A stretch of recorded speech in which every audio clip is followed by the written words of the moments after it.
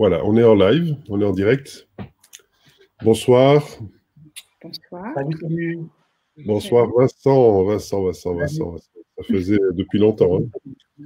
On se connaît depuis, je sais plus, on va dire même plus combien d'années, parce que bientôt on va crever, que ça fera... Ouais, on n'a pas assez de doigts ni de mains ni de pieds pour compter ça. Ça doit faire au moins 20 ans, non? Plus, je crois. Ah ouais, plus. Voilà. Bon, on va dire 20 ans pendant longtemps, j'ai l'impression. Ouais. Et finalement, tu apparais très très tard dans cette série.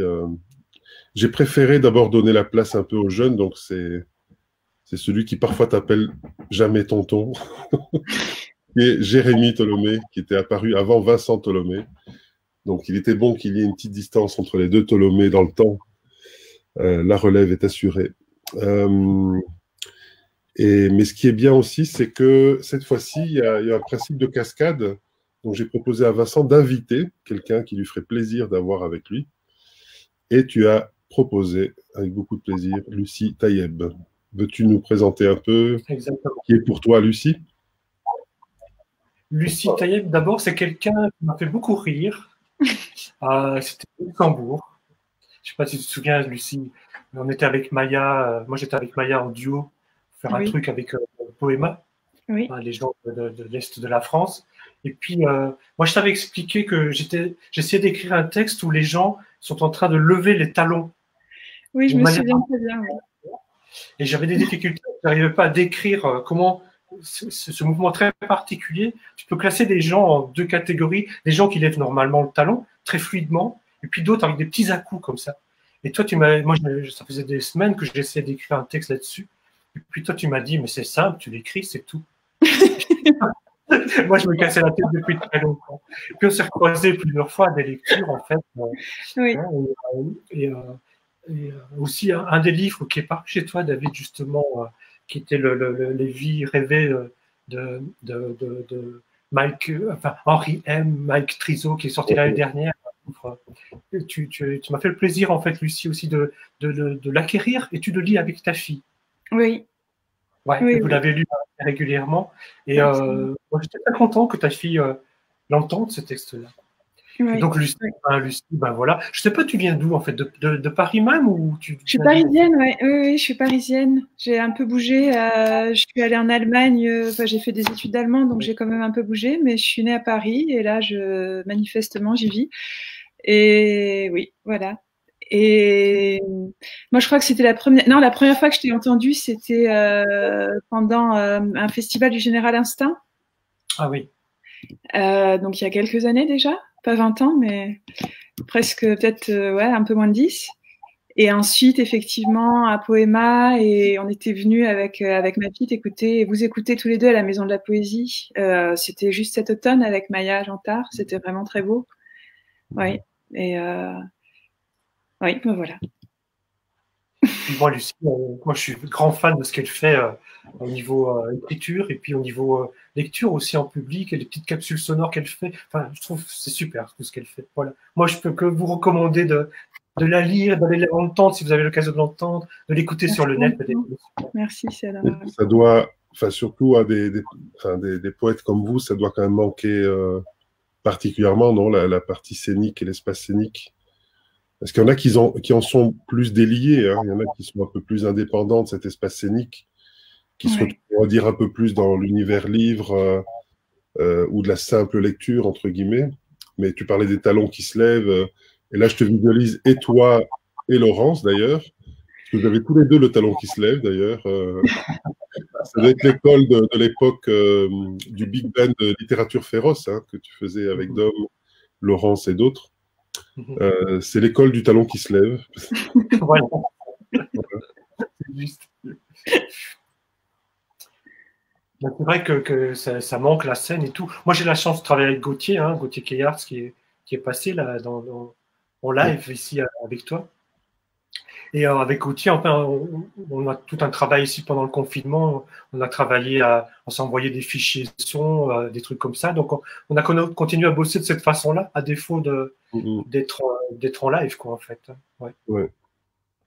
Oui. Et toi, Lucie ? Bah, c'est vrai aussi que ça manque parce que c'est des moments où, enfin, c'est un peu la finalité, une des finalités du texte, en tout cas importante pour moi, quoi, de le faire vivre et de le lire et de le faire exister en direct. Après, comme certains festivals, dont Poema justement, ont proposé des formules, enfin on créait des sites ou ce genre de choses. Ça m'a permis aussi de continuer à travailler, de faire des petits enregistrements. Voilà, d'essayer quand même de garder le lien et de continuer à travailler la lecture. Et, ouais. Ouais. Parce que même le festival de Montréal, c'est fait de façon virtuelle. Enfin, il y en a plein Ouais. qui ont opté pour la non-annulation et le fait de se transformer. D'autres qui ont opté pour le report. Donc moi, je me suis retrouvé avec le festival de Maelstrom. On a opté pour le report début octobre. Mais là encore, on verra aussi, hein, parce que les jauges des salles, c'est des choses qu'on est en train de discuter avec le Sangor d'ailleurs pour l'instant, qui est la salle qui nous héberge. Les salles aussi, ça va pas être évident de comprendre combien de gens et tout on va autoriser avec des masques. Alors des gens qui sont en train de faire, j'ai vu un truc très kitsch d'ailleurs, un lien que m'a envoyé Patrick Lowy, d'un groupe de rock ou de pop rock, on va dire plutôt, qui a fait une sorte de clip où ils sont dans des bulles de plastique et chacun du public est dans une bulle plastique. Donc ça devient une performance. Faire tout un concert ou un festival comme ça, je pense pas que ce soit jouable. Il y a peut-être un petit problème d'oxygène aussi à un moment, non? Il y en a qui vont aller vers la visière aussi à un moment donné, vous verrez. Hein. Ouais. Voilà, nous sommes des forgerons. Mais je propose, si Vincent est d'accord, qu'on donne d'abord la parole à Lucie. D'accord. Avec plaisir. Et donc, on va te voir un peu plus grand, comme ça, on découvrira un peu ta bibliothèque derrière toi. Ouais, qui n'est pas très rangée, mais c'est pas grave. Voilà. On va t'écouter, Lucie.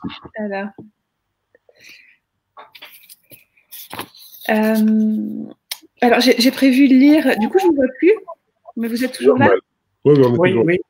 Ouais, j'ai prévu de lire quelques textes à moi et quelques textes qui ne sont pas à moi. Parfait.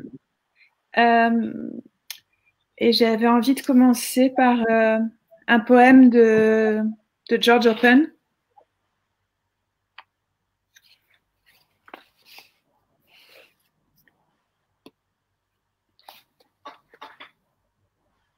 Les formes de l'amour. Garé au beau milieu des champs toute la nuit, il y a tant d'années de ça, nous avons aperçu un lac devant nous quand la lune s'est levée. Je nous revois sortir ensemble de la vieille voiture, je nous revois debout, à ses côtés dans l'herbe blanche. Nous avons descendu la pente ensemble, à l'aveuglette, dans cette lumière éblouissante, invraisemblable, en nous demandant si c'était bien un lac ou du brouillard que nous apercevions. La tête carillonnant sous les étoiles, nous avons marché jusqu'à l'endroit où nous aurions dû patauger dans l'eau, s'il y en avait eu. Voilà. J'ai prévu en fait des petites formes, enfin des petits poèmes qui se suivent, et puis d'alterner les choses, là, ce que je fais maintenant. Écoute, on est juste en muette quand tu lis. D'accord. Donc là maintenant, c'est un extrait de Peuplier. L'arbre est juste derrière moi, mais on le voit. Il a été coupé, donc je ne peux plus trop vous le montrer, mais voilà, il est juste là. C'est un livre qui est sorti aux éditions Lanskin en 2019. Peuplier. Il y a cet arbre qui, lorsque j'écris, me regarde. Il y a cet espace entre qui et lorsque, cette distance, mon tremblement. Il y a ma main qui tremble, Liseule, lorsque j'écris, lorsque je prends ton sein dedans, lorsque cet arbre me regarde. Cet arbre est février, mon arbre préféré. Cet arbre est l'évrier, mon arbre préféré. Cet arbre est cette main. Elle s'est accoutumée depuis bien longtemps à écrire car cela permet une écriture nerveuse, nervure de chaque feuille de l'arbre qui me regarde lorsque j'écris. C'est-il que je suis? Vivriez-vous encore si vous saviez que peu de temps? Resteriez-vous heureux si vous sentiez jour vous quitter comme feuilles une à une et l'hiver long promis? Noirciriez-vous? Encreriez chaque feuille une à une si vous attendez au détour une prédite mort? Voudriez-vous encore demeurer assis à votre table tandis que dehors un arbre me regarde, un arbre, un peuplier, mon arbre préféré.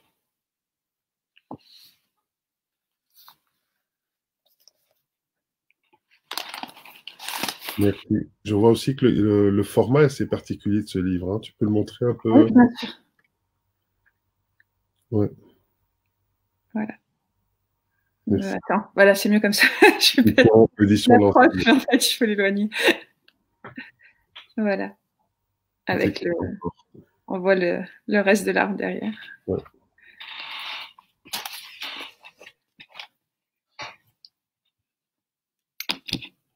Alors, je poursuis avec quelques poèmes d'Emily Dickinson.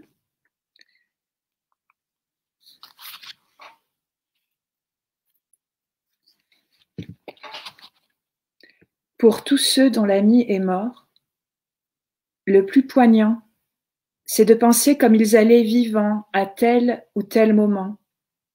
Leur costume, un dimanche, un style de coiffure, une espièglerie connue d'eux seuls, perdus dans le sépulcre. Quelle chaleur ils montrèrent tel jour, on s'y croirait presque, tant cela semble proche. Et maintenant, ils en sont à des siècles. Quel plaisir ils prenaient à vos propos, on voudrait toucher leur sourire, et l'on plonge ses doigts dans le gel. Quand était-ce au juste? On avait invité des gens à prendre le thé, des connaissances, un petit nombre, et bavarder en intime avec cette chose grandiose qui ne se souvient pas de vous. Au-delà des saluts et des invitations, des entretiens et des serments, au-delà de toutes nos hypothèses, voilà le vif du chagrin.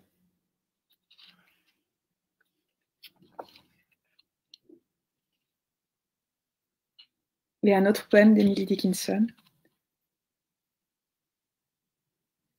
J'habite le possible, maison plus belle que la prose, aux croisées plus nombreuses, aux portes plus hautes, des salles comme les cèdres, imprenables pour l'œil, pour toi impérissables les combles du ciel, pour visiteurs les plus beaux.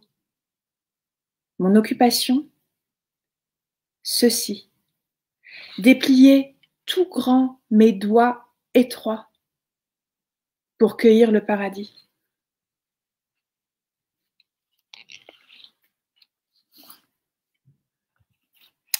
C'est très beau, hein, ces poèmes. C'est beau, hein, Emily Dickinson, c'est merveilleux. C'est traduit par Claire, elle est traduite par Claire Malroux.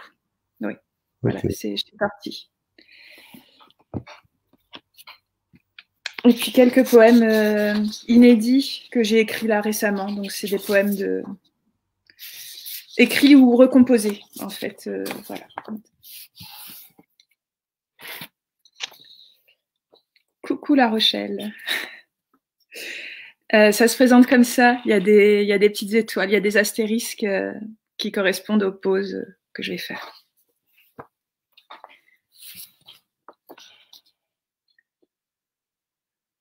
L'angoisse que je ressentais était celle de quelqu'un d'amputé, et je ne le savais pas. Hier, moi sous l'arbre, elle sur mes genoux, plume de corneille très brillante, deux amis que nous observons.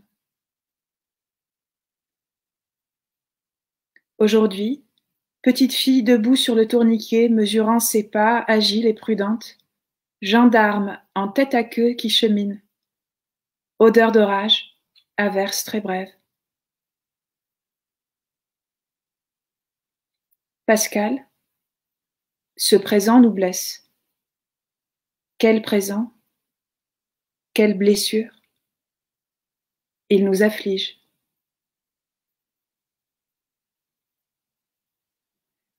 La vie est douce, et passé la brève amertume de ne pas y arriver, un courant se dessine qui fait dériver nos corps sans même qu'on le suive.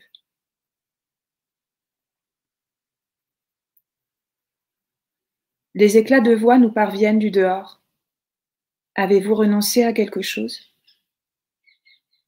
Vers 19h, la pièce est baignée de lumière et même le saladier positivement rayonne. Il n'y aura pas de finale somptueux.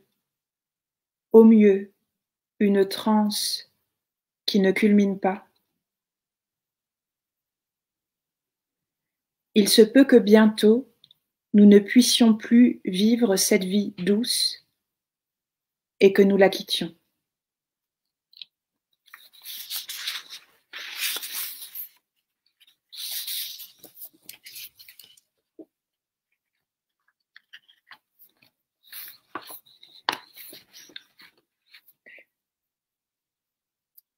Et voilà, quelques poèmes encore.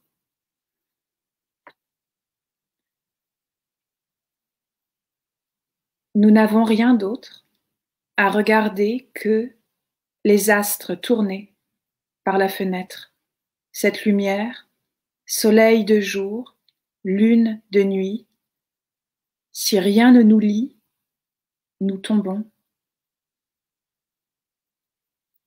Je ne te vois pas vieillir, il tourne autour de nous. Si une pierre est précieuse, porte-la à ton cou.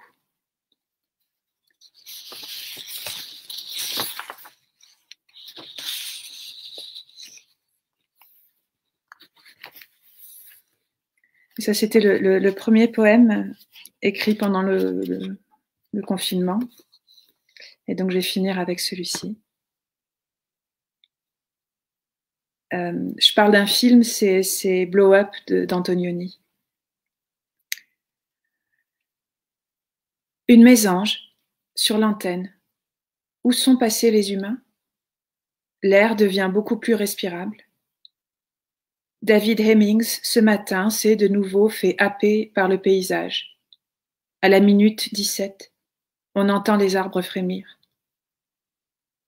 Sur une photo, chez moi, par grand ciel clair, Dominique D, de dos, regarde par la fenêtre. Il n'y a pas de moment pour savoir, commencer à prier.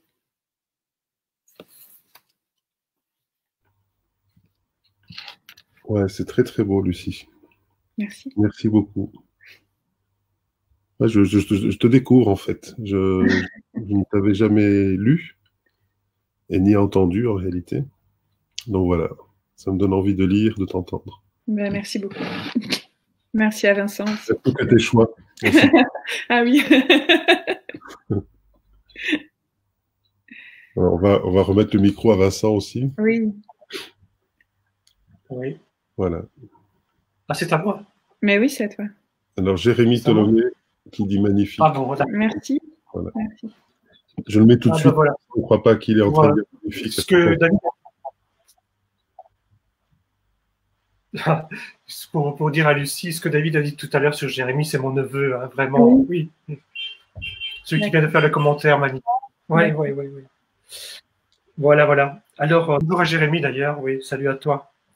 Moi, j'ai prévu aussi de faire d'alterner un petit peu des choses et donc de lire des textes d'autres personnes et puis l'un ou l'autre à moi. Il y a un livre que, en fait, les bouquins, les auteurs que j'ai choisis de lire sont des auteurs qui ont beaucoup compté pour moi, en fait, qui comptent toujours, que je relis tout le temps.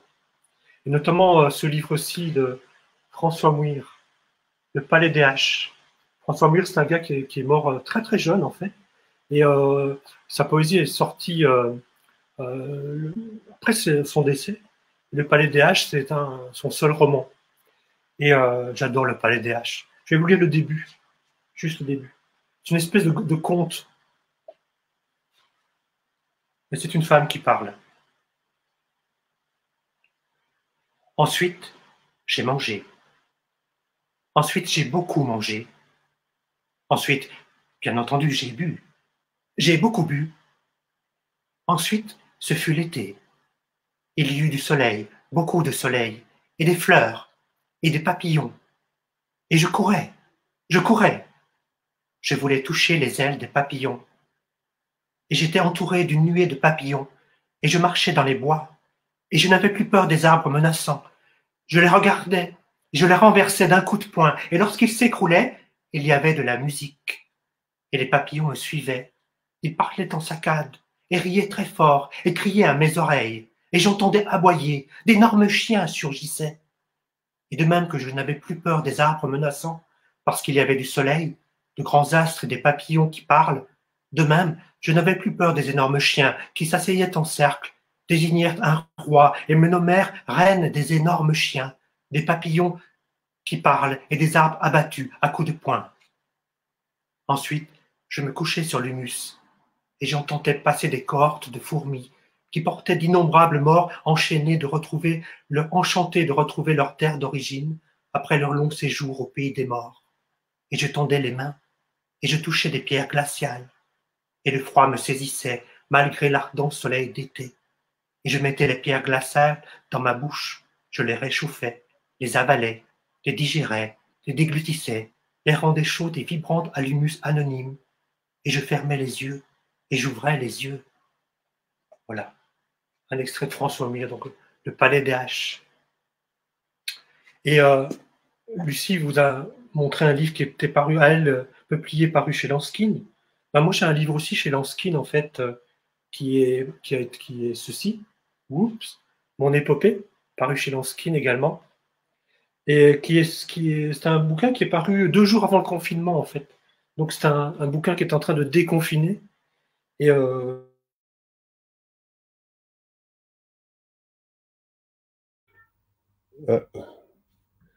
Vincent qui est frisé, comme on dit. On va voir s'il se défrise. Ah oui, ça c'est embêtant, hein. Ça arrive rarement. soviétique.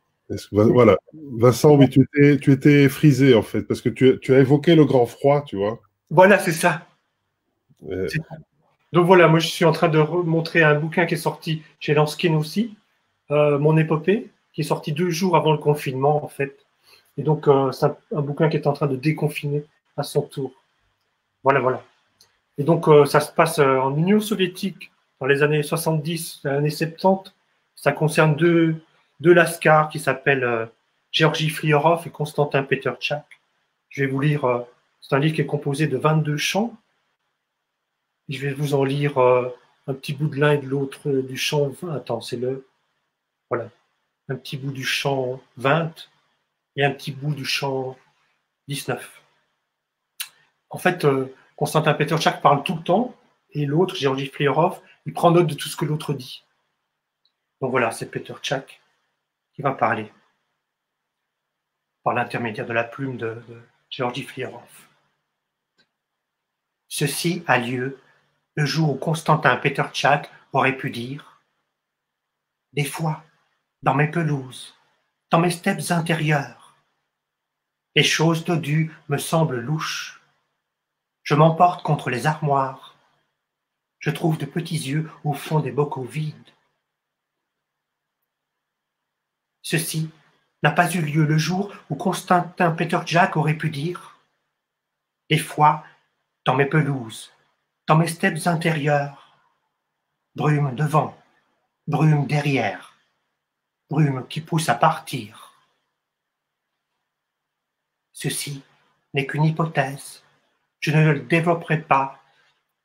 Je ne tiens pas à peler du cerveau, naître comme Peterchak du flanc d'une vache.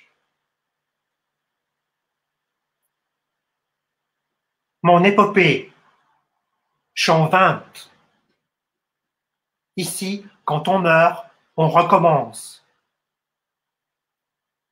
D'autres fois, c'est encore un mot. C'est après des semaines de silence, après des mois de silence. Je ne sais plus. Je ne sais plus. Peut-être des semaines ou peut-être des mois. En tout cas, c'est à Doubna, au centre atomique de Doubna, au matin, tôt le matin, à la cafétéria du centre. J'éteins les néons. Je passe la porte. Et tandis que je sors, je croise Peter Tchak. Je le salue. Il me salue. Il me serre la main. Il me glisse un mot sans un mot. C'est sur un papier, un carton d'emballage. Ça dit Fliorov. Géorgie Fliorov. Des fois, dans mes pelouses, dans mes steppes intérieures, c'est comme ici. C'est comme ici. Des biscuits meurent dans une armoire. Des tracteurs se disloquent dans le vent. Une eau sombre sort de ma bouche. Pas grave, Fliorov. Pas grave. Ne t'en fais pas. Ici, quand on meurt, on recommence. Je répète, ici, quand on meurt, on recommence. Pas vrai, Fliorov? Pas vrai? On se retrouve demain à midi? Ceci n'est qu'une hypothèse. Ceci n'est qu'une hypothèse. Je ne la développerai pas. Je ne veux pas peler du cerveau, finir comme Peter Tchak dans le flanc d'une vache. Voilà. J'ai encore un peu de temps? Oui, hein. Oui, oui. Ouais. Alors, un gars qui a beaucoup compté, je n'ai pas encore lu ce livre en fait, je n'ai pas encore ouvert, Eugène Savitskaya, Au pays des poules, aux œufs d'or. Ouais, c'est le dernier bouquin de Savitskaya qui vient de sortir. Je n'ai pas encore lu en fait, donc je vais découvrir les premières pages avec vous. Savitskaya, c'est quelqu'un qui a énormément compté dans mon envie d'écrire moi-même en fait. Bon, merci à lui d'avoir fait tout ce qu'il a fait, de continuer à le faire d'ailleurs. On entendait mugir la terre, à des milliers de vestes à la ronde. C'était encore chaud à l'intérieur, comme dans un œuf fraîchement pondu. C'était la grande terre. C'était la grande et belle terre, avec des gouffres et des montagnes, des bosses et des fosses. Car elle était toute bosselée, la terre ronde, de tous les coups qu'elle encaissa. Toutes sortes de lourdes billes s'étaient encastrées dans sa masse molle. Elle était absolument grande, cette création, qui n'arrêtait pas de créer, cette apothéose à l'œuvre. À l'œuvre! À l'œuvre! Criait une confrérie de sculpteurs établis sur les rives du Dniepr. À l'œuvre était le fleuve. En frottant son lit de pierre, il produisait un chant chointé, une lumière blanche et verte, et violette et noire, et une électricité vive qui massait agréablement la rondeur, la ronde tête du globe, irriguée par diverses artères, veines et vénules, se rejoignant en de multiples anastomoses.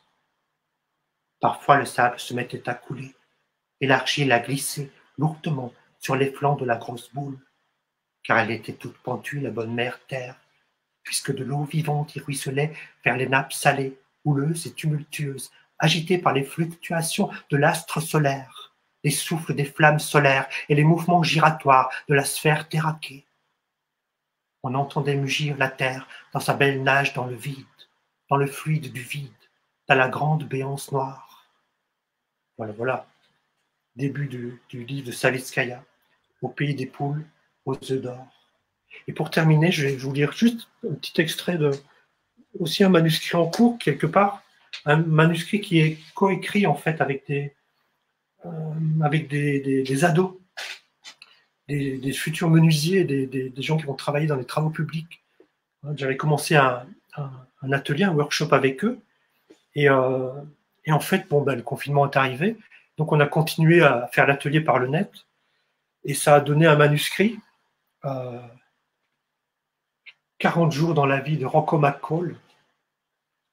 Donc voilà, ça parle de... C'était étrange de les faire écrire pendant le confinement, ils ont écrit avec leur téléphone en fait. Voilà, donc un petit peu de ces 40 jours. C'est coécrit en fait.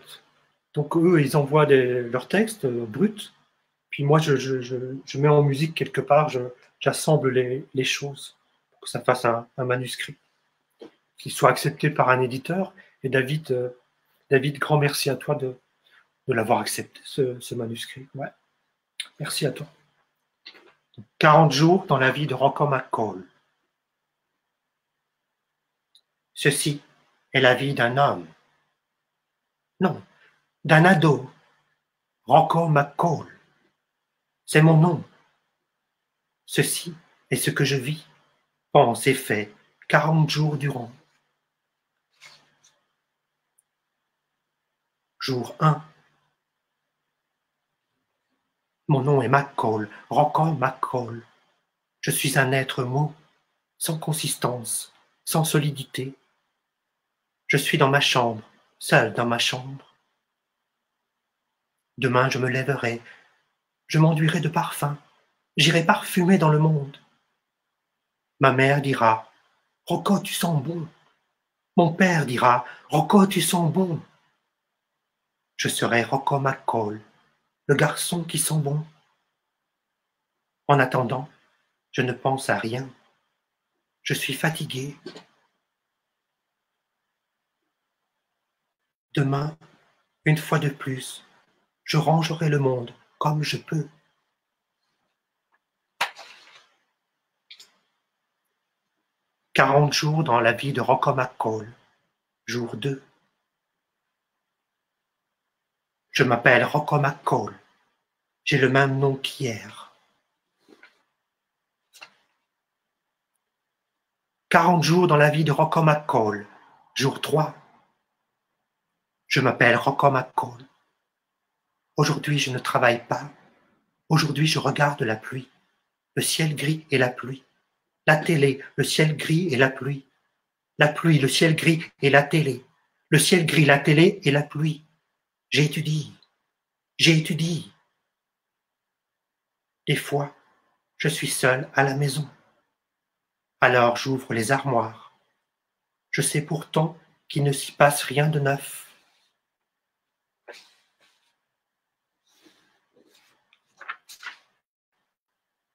« 40 jours dans la vie de Rocco McCall, jour 10. Aujourd'hui, je m'offre un luxe. Je ne fais rien. J'oublie ce que j'étais. J'oublie mon nom. Je suis comme une plante. Je suis comme un objet. Je ne désire plus rien. Je ne pense plus à rien. Je ne vois pas. Je ne me rappelle pas. Je vais dans le monde comme un automate. Je ne parle à personne. Il m'est impossible de savoir comment je m'appelle. Puis, à quelqu'un, je parle. À quelqu'un, je dis. Il est doux de ne pas connaître son nom. Il est doux de ne pas connaître son père ou sa mère. Je pourrais vivre 100 ans dans cette folie-là. Un jour, je serai centenaire. Je voudrais dire un autre mot, mais je ne le trouve pas. Ceci se passe quelque part, à la maison, ou à 10 000 kilomètres de la Terre, dans une capsule lunaire ou dans un satellite. Ceci se passe quelque part, au milieu du ciel bleu, dans un beau vol d'oiseaux, dans la joie d'être enfin à milieu du chagrin. Voilà, c'est tout. Merci Vincent. Merci. Alors, pour préciser une petite chose, c'est plus ou autre chose que simplement un manuscrit qu'on accepte ou pas. Bon, évidemment, si tout d'un coup c'était horrible, je te dirais, voyons voir un peu. J'espère. Mais il s'agit, il y a Karl qui est avec nous, Karl Norak. Salut Karl. Merci. Ouais, salut Karl. Karl qui est aussi un très très beau poète dans tous les sens du terme, et d'abord un bel homme et un très beau poète. Et voilà, ça me permet justement de rebondir ici sur ce que dit Jérémy. À Claudine, Claudine, on se verra bientôt. Dès que vous terminez vos histoires avec les écoles, on pourra. Donc, il y aura un direct qui se fera depuis le Québec avec Claudine et Roxane Lajoie, et puis Pascal et Fiora More, qui sont aussi des éditeurs de Vincent, entre autres, avec Rodrigol. Salut Laure. Voilà, on n'a pas encore terminé. Hein. Laure, reste. Laure. Ne bouge pas, Laure. Mais tu dois faire à manger ou quoi, ou manger. Voilà. Attends 2 secondes. Oui, ce sont en fait, c'est une série qui avait commencé il y a 3 ans maintenant avec la mécanique automobile. Et en fait, oui, l'idée, c'est que c'est quelque part Vincent devient comme pour moi un éditeur, comme disent les anglophones. Vous voyez, il y a les publishers et les editors. Donc, il est responsable éditorial de cette espèce de collection voilà, cette collection hors collection, quelque part. Laure qui nous dit qu'elle attend. Voilà, très bien, alors, merci. Mais donc voilà, donc c'est a priori une confiance sur le projet, surtout quand on avait vu le résultat du premier. Et serait déjà le deuxième partait ailleurs, et ce troisième part encore complètement ailleurs. Mais on continue à voir la veine. On voit la veine que tu avais poursuivie au deuxième, qui était plus d'une intégration, comme tu as expliqué, hein, de créer le fil rouge, où on sent que c'est du Vincent Tholomé, il n'y a rien à faire. Hein, surtout quand tu le lis, mais même Savitskaya, on dirait du Vincent Tholomé. Oui, oui. Donc, je veux dire, même Laure Gauthier, on dirait du Vincent Tholomé. Alors que les univers sont pas les mêmes. Mais ça, c'est la caractéristique hein, des bons diseurs, on va dire. Mais voilà, c'est une très chouette série de livres. Et je te remercie de nous l'amener, et aussi la prof hein, qui se bat pour que justement ces écoliers, où on n'attendrait pas hein, d'écoliers, de professionnels, d'écoles professionnelles sur la littérature, ben c'est bien de les voir à l'œuvre sur autre chose que les objets, et en même temps, ils amènent cette réalité. Je rappelle, la mécanique automobile, c'était quand même trop à rire, enfin, c'était à mourir de rire à certains moments, qu'ils ont pu inventer avec leur quotidien, leurs outils, c'était génial, quoi.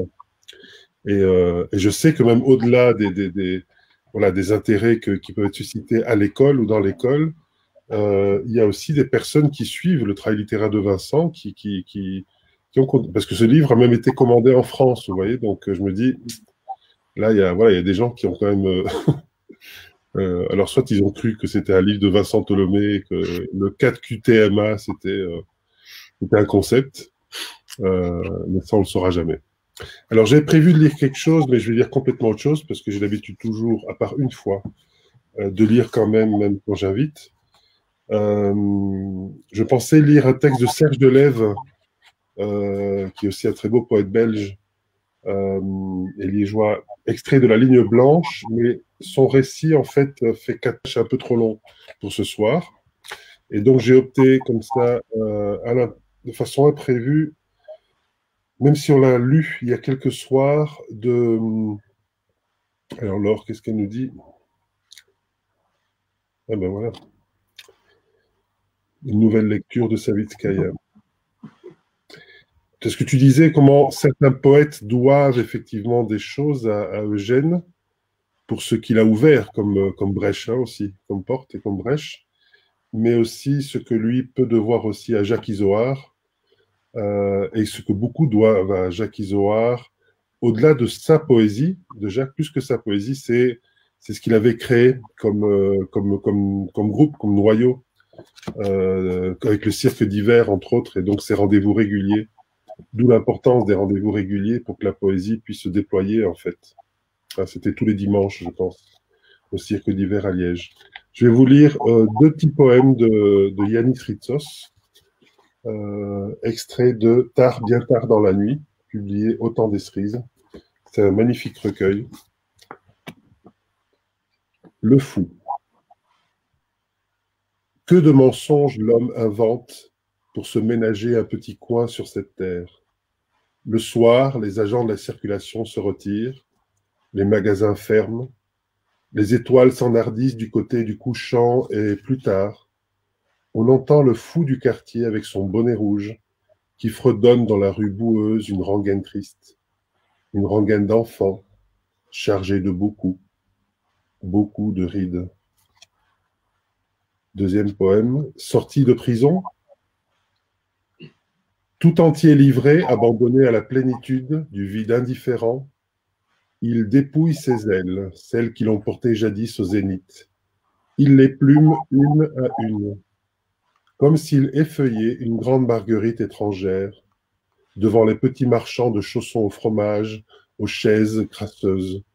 Et les papiers huileux tombent en même temps que les plumes sur la chaussée. Et ils s'en mêlent parfois dans les roues d'un vélo. Le gardien m'a ouvert la porte. Je suis sorti. Dans la cour, une cruche, un cerceau, un oiseau. Voilà. Yanis Ritsos, qui est un très beau poète aussi.